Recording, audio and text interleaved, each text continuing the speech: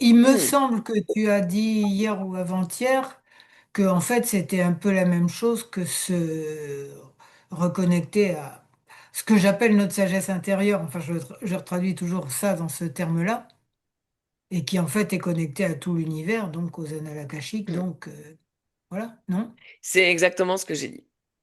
Ok. C'est. Alors si tu veux aller plus loin par rapport à ça, pour moi, tout ce qui est sagesse, que ce soit la sagesse de l'enfant intérieur, les archives akashiques, hein, que ce soit ce qu'on appelle la projection. Alors la projection de conscience, je vais m'en servir, mais elle va être un petit peu en marge. Tout ce qui va permettre de se reconnecter à notre inconscient d'une manière ou d'une autre, hein, pour moi, Mhm, procède exactement de la même logique. C'est-à-dire que notre âme, elle est à l'intérieur de nous, elle n'est pas à l'extérieur. Quand on va visiter les archives akashiques, on va vous faire sortir. Les archives akashiques, pour moi, c'est juste une belle histoire pour vous amener justement à lâcher prise.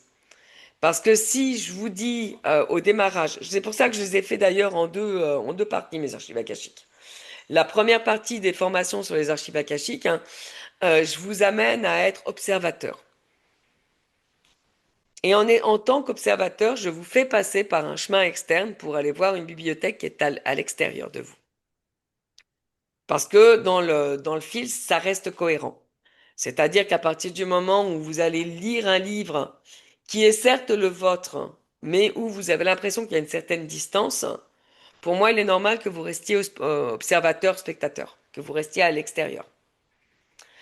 À partir du moment où on entame la guérison, je vous ai fait rentrer en tant qu'acteur. Et là, je ne vous emmène plus voir à l'extérieur de vous. Oui, à l'extérieur, c'est bien ça. Je vous emmène voir à l'intérieur de vous. Parce que pour moi, ce livre, cette bibliothèque, quel que soit le nom qu'on lui donne, que ce soit des archives, que ce soit un livre, que ce soit une bibliothèque, que ce soit, peu importe, hein, pour moi, c'est uniquement la lecture de votre âme. Ça va être le moment où vous allez vous connecter à votre âme. Ce sont juste des mhm. chemins différents pour y accéder. Exactement Oui, comme pour moi, l'enfant intérieur, c'est uniquement aller voir la partie de l'âme qui correspond finalement euh, à votre incarnation. C'est-à-dire que l'enfant, par essence, c'est celui qui est venu se réincarner et qui a ramené son package en disant bah ok, je suis venu vivre telle chose parce que je veux arriver à tel résultat.